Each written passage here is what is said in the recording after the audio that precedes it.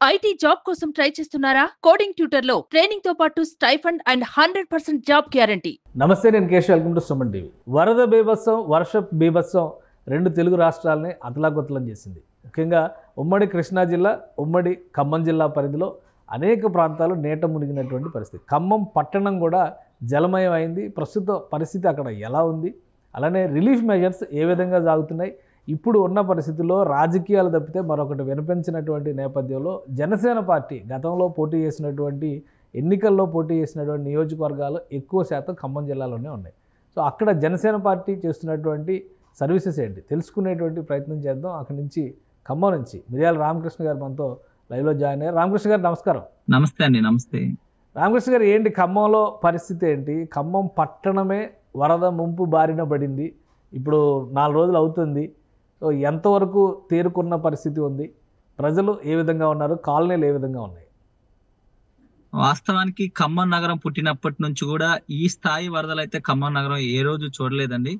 అది ఏ కారణాల ఉండొచ్చు కానీ ఈ రోజు 40% ఖమ్మం నగరం మునిగిపోయింది. 40% ఖమ్మం నగరం మునిగిపోయింది.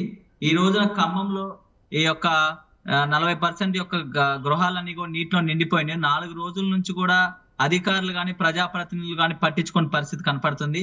ప్రభుత్వ యంత్రాంగం ఏదో చేయటానికైతే ట్రై చేస్తున్నా కానీ కరెక్ట్ మెకానిజంతో అయితే చేయట్లేదండి. మేము గత 4 రోజుల నుంచి వరదలు వచ్చిన 4 రోజుల నుంచి ప్రజల్లో తిరుగుతూ ఉన్నాం కానీ పచ్చి మంచినీళ్ళు కూడా వాళ్ళ దగ్గరికి చేరట్లేదు. ఎందుకంటే దగ్గర ఖమ్మం నగరంలోని 8 డివిజన్లు, అదేవిధంగా పాలేరు ఏదైతే ఖమ్మం కార్పొరేషన్ పాలేరు నియోజకవర్గంలో కూడా కొంత విస్తరించి ఉంటది.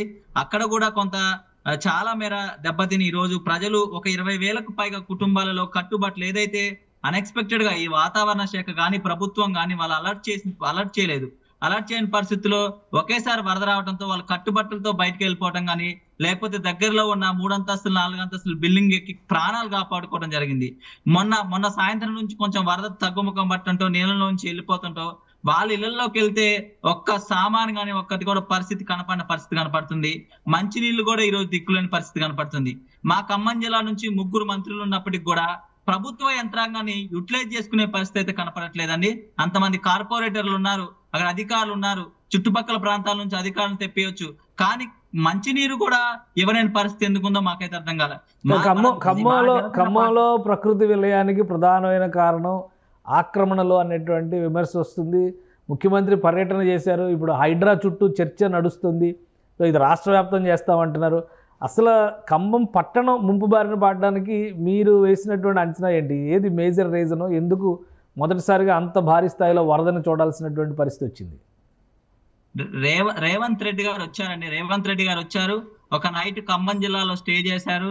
సరే, సంతోషం. కానీ ఆయన ఏదో సైట్ సీయింగ్ వచ్చినట్టు వాగులు వంకలు పొంగుతుంటే చూసి ఫోటోలు చూసుకుని వెళ్ళిపోయిన పరిస్థితి కనపడుతుంది. అయితే కారణం కింద వస్తే కొంత వర్షపాతం పెరిగింది. కాకపోతే ఏదో ఆక్రమణలు అంటున్నారు కానీ ఆక్రమణలు కొంత ప్రైవేటు వ్యక్తులు లేకపోతే రియాల్టర్లు అక్కడ ప్లాట్లు వేసి పేదలకు అంటగట్టారండి. ఈ రోజున పేదలకు అంటగట్టడం వల్ల పేదలు ఇల్లు కట్టుకున్నారు. ఇప్పుడు మన పేదలు హైడ్రాన్ తీసుకొచ్చి చేయాలంటే పేదల ఇల్లు ఎక్కువ ఉన్నాయి. ఇంకొకటి ఏంటంటే, మీరు ప్రభుత్వం స్థలాలు ఇచ్చింది ఖమ్మం నగరంలో, ప్రభుత్వం ఇచ్చిన స్థలాలు కూడా ఈ రోజు మునిగిపోయినాయి. మీరు హైడ్రా లాంటి ప్రయోగించాలంటే పేదవాళ్ళు ఇల్లే పరిస్థితి. చాలా వరకు యొక్క మున్నేరు వాగుని వాళ్ళు సంరక్షించడంలో విఫలమయ్యారు. అదే విధంగా పటిష్టమైన చాలా రోజుల నుంచి ప్రతి సంవత్సరం మున్నేరు వాగు పొంగినప్పుడు కొంతమేర నష్టం జరుగుతూనే ఉంది. ఈ శాశ్వత పరిష్కారం ఏదైతే రిటైనింగ్ వాల్ కట్టాలనే శాశ్వత పరిష్కారం లాస్ట్ టైం నుంచి చాలా రోజుల నుంచి ఉంది, కానీ దాన్ని ఆచరణలోకి తీసుకురాలేదు. అదే విధంగా ఈ కనెక్టింగ్ కాలువలు కానీ లేకపోతే చాలా చెరువులు ఉన్నాయి. ఖమ్మం నగరం కూడా చాలా చెరువులు ఉన్నాయి. వాటన్నిటికీ ఆక్రమణ గురనే. లాస్ట్ టైం పువ్వాడ అజయ్ గారు లకారం చెరువు అని ఉంటుంది ఇక్కడ, చాలా అదే మెయిన్ చెరువు. ఇక్కడ లకారం చెరువుని సుందరీకరణతో దగ్గర 200 పైన ఎకరాలని మొత్తం చుట్టూ వాకింగ్ కి సంబంధించిన ట్రాకులు కట్టి ఆ నాలాలను బూట్ చేసి సుందరీకరణ పేరుతో మొత్తం సగం చెరువుని కూడా నాశనం చేశారండి. ఆ చెరువు ఎప్పుడు కవిరాజ్ నగర్ అని ఏదైతే ఈ చెరువు లకారం చెరువుకుని అనుకున్న కోర్టు పరిసర ప్రాంతాలు కానీ ఏ రోజు కూడా ఇన్ని సంవత్సరాల్లో మునగలే. ఎప్పుడైనా మున్నేరు వాగు పరిసర ప్రాంతాలు మునిగి ఉంటే గానీ ఈ లకారం చెరువు ఇట్లా సుందరీకరణ పేరుతో నాశనం చేయటం వల్ల పువ్వాడ అజయ్ గారు ఈ రోజు ఆ చుట్టుపక్కల ప్రాంతాల్లో కూడా 2-3 డివిజన్లు ఈ రోజు మొత్తం 3-4 అంతస్తుల వరకు నీళ్లు వచ్చినాయి అంటే ఒకసారి పరిస్థితి అర్థం చేసుకోండి. ఇంకో విషయం కూడా మీ మీడియా ద్వారా చెప్పబోతున్నా. మొదటగా సుమన్ టీవీ గారికి మా ధన్యవాదాలండి. మా ఖమ్మం ప్రజల గురించి ఎవ్వరూ చూపించట్లేదండి. పరిస్థితి చాలా విషాదకరంగా చాలా దయనీయంగా ఉందండి. కట్టు బట్టలు కూడా ఈ రోజు లేని పరిస్థితుల్లో తెలంగాణ ప్రభుత్వం అక్కడ తొక్కి పెడుతుందండి. అక్కడ ఏం జరుగుతుందో కూడా మీడియా ముఖంగా బయటికి రాని పరిస్థితి కనపడుతుంది. దయచేసి దయనీయ పరిస్థితులు ఈ రోజు ఒక కుటుంబం వాళ్ళ జీవితాంతం కష్టపడుకున్న ఒక్క వస్తువు కూడా మిగలలేదు. మళ్ళీ జీరో నుంచి స్టార్ట్ చేయాలంటే వాళ్ళ పరిస్థితి ఎలా ఉంటే ఒకసారి మీరు ఆలోచించుకోండి. తెలంగాణ ప్రభుత్వం వీటన్నిటిని బయటికి రానివ్వట్లేదు. దయచేసి మేము ఇప్పటికైనా కోరుతా ఉన్నాం ప్రభుత్వాన్ని, 3 మంత్రులు ఉన్నారు, మెకానిజం ఉంది, అందరిని ఉపయోగించి వాళ్ళందరికీ ఫస్ట్ బేసిక్ నీడ్స్ అయిన సహాయక చర్యల విషయంలో జనసేన పార్టీ నుంచి లాస్ట్ టైం ఎలక్షన్స్లో కూడా ఖమ్మం జిల్లా నుంచి ఎక్కువ మంది కంటెస్ట్ చేశారు. మీరు కూడా ఖమ్మం టౌన్లో ఎమ్మెల్యేగా పోటీ చేశారు. ఒక యంగ్ పొలిటీషియన్కి అవకాశం ఇచ్చినట్టుగా చూడాల్సి ఉంటుంది. జనసేన పార్టీ నుంచి ఈ రిలీఫ్ మెజర్స్ విషయంలో కానీ, ఇప్పుడు ఏవైతే ఆక్రమణల వల్ల విధ్వంసం జరిగిందంటున్నారో వాటిని నివారించడం విషయంలో కానీ జనసేన పార్టీ పాలసీ ఏంటి, ఏ విధంగా ముందుకెళ్లాలనుకుంటుంది? 31st ఏ రోజు అయితే వర్షాలు స్టార్ట్ అయిన దగ్గర నుంచి సెప్టెంబర్ 2 పవన్ కళ్యాణ్ గారు జన్మదినం ఉండే అండి. ఆ వేడుకలన్నింటిని కూడా మేము పూర్తిగా బంద్ చేసి ప్రతి ఒక్క డివిజన్ లో తిరిగి ఎంత మేర నష్టం జరిగింది. ఇప్పుడు మేము ప్రభుత్వ యంత్రాంగం అయితే సామర్థ్యం స్థాయి ఉన్న వ్యక్తులం కాదండి. మేము ఏదో జన సైనికులం, జనసేన నాయకులు ఈ విధంగా చాలా మంది కొంత మేధావులను కలిసి కొంత మేర వరకు ఆహారాన్ని అందించగలను, వాటర్ అందించగలను, వాళ్ళకి ధైర్యం చెప్పగలిగలను, ఏదైనా ఇబ్బందులు ఉంటే అధికారులకు తీసుకురాగలిగామండి. సహాయ చర్యలో పాల్గొన్నాం, ఈ రోజు కూడా సహాయ చర్యలో పాల్గొంటా ఉన్నాం. ఇక మేము ఈ యొక్క ప్రభుత్వాన్ని ఒకటే కోరుతా ఉన్నాండి, మేము ఇప్పుడు ప్రత్యక్షంగా ఏం చెప్తా ఉన్నామంటే, ఏ ఒక్క వ్యక్తి ఇంట్లో ఒక వస్తువు కూడా మిగలేదు కాబట్టి ప్రతి ఒక్క కుటుంబానికి ₹1,00,000 ఆర్థిక సహాయం అందించమని కోరుతా ఉన్నాం. ఈ ఆస్తి నష్టాన్ని లేకపోతే నష్టాన్ని అంచనా వేయడానికి మేధావులు ఎవరు అవసరం లేదండి. మీరు ఒక్కసారి మీరైనా రావచ్చు, ప్రతి ఇంటికి వెళ్తే ఆ ఇంట్లో మీకు తెలుస్తా ఉంటది 2 లక్షలు పోయినా 3 లక్షల వస్తువులు పోయినాయి అనేది. ప్రతి ఒక్క కుటుంబానికి తక్షణమే ₹1,00,000 ఆర్థిక సహాయం ప్రకటించాలి. ఎన్ని కుటుంబాలు ఉంటాయి? నీట మునిగినటువంటి కుటుంబాలు ఎన్ని ఉంటాయి? ఎంత మేరకు నష్టం జరిగింది? 20,000 కుటుంబాలకు పైన ఉంటాయి. ఒక ఖమ్మం పట్టణంలోనే 20,000 కుటుంబాలు ఉంటాయా? ఒక్క ఖమ్మం పట్టణంలోనే 20,000 కుటుంబాలకు పైన ఉంటాయి. నిత్యావసర వస్తువులు ఒక నెల వరకు అందించాలి. వాళ్ళకి బెడ్ షీట్లు కూడా లేని పరిస్థితి కనపడుతుంది. బెడ్ షీట్లు అందించాలి. ఏదైతే బేసిక్ నీడ్స్ ఉన్నాయో అవన్నీ అందించాలి. పారిశుద్ధ్యం అండి, మీరు చూసినట్లయితే అక్కడ బురదలకి ఖచ్చితంగా నేను చెప్పగలండి, చాలా రోగాలు అయితే రేపు పొద్దున ప్రబలే అవకాశాలు ఖచ్చితంగా కనపడుతున్నాయి. ఆ పారిశుద్ధ్యాన్ని కూడా జాగ్రత్తగా ఒక బ్లీచింగ్ పౌడర్ కూడా ఒక 1 kg తీసుకొచ్చి వెళ్ళేంత స్తోమత కార్పొరేటర్ లేదని నాకైతే అర్థం కాలేదండి. మేము అది ఇక శాశ్వత పరిష్కారానికి వస్తే మున్నేరు వాగు ఏదైతే ఖమ్మం ఆనుకుని వెళ్తా ఉంటది, మున్నేరు వాగు ప్రతి సంవత్సరం కూడా ఎంతో మంది ముంపుకు గురవుతుంది. దాని ప్రక్షాళనకి యొక్క ప్రజాప్రతినిధులు ఇప్పటికైనా కాంగ్రెస్ ప్రభుత్వం మేల్కొని కొంత మీరు అన్నట్లు సరే ఆక్రమణలు పేదవాళ్ళు చేస్తే వాళ్ళకి కంపెన్సేషన్ ఇచ్చి వేరే దగ్గర మునగని ప్రాంతాల్లో వాళ్ళు తరలించి ప్రతిసారి అదే జరుగుతుంది కాబట్టి వాళ్ళకి వేరే దగ్గర కంపెన్సేట్ చేసిన తర్వాత హైడ్రా లాంటి సంస్థలు తీపించాలి. అదే విధంగా కొన్ని ఫంక్షన్ హాల్ కట్టుకున్నారు, కొన్ని కాలేజీలు కూడా ఉన్నాయి. నేను ఈ రోజు చెప్తున్న పోవాడ అజయ్ గారి యొక్క మమతా కాలేజ్ కూడా ఈరోజు బఫర్ జోన్ లోనే ఉంది. ఆ మమతా కాలేజ్ మీద కూడా చర్యలు తీసుకోవాలి. అదే విధంగా చాలా మంది రియల్టర్లు లకారం చెరువు బఫర్ జోన్ లో వెంచర్లు వేసి పేద మధ్య తరగతి వ్యక్తులకి అంటగట్టారు. అలాంటి రియల్టర్ల మీద కూడా ఈ రోజు తక్షణమే చర్యలు తీసుకోవాలి. అలాంటి యొక్క ఏదైతే ఆ వెంచర్లకి అధికారులు ఎవరైతే పర్మిషన్ ఇచ్చారో వాళ్ళందరి మీద చర్యలు తీసుకోవాలి. ఈ రోజు మళ్ళీ చెప్తా ఉన్నాం, రేపొద్దున కూడా మళ్ళీ వచ్చే సంవత్సరం కూడా ఇదే పరిస్థితి పునరావృతం అవబోతుంది.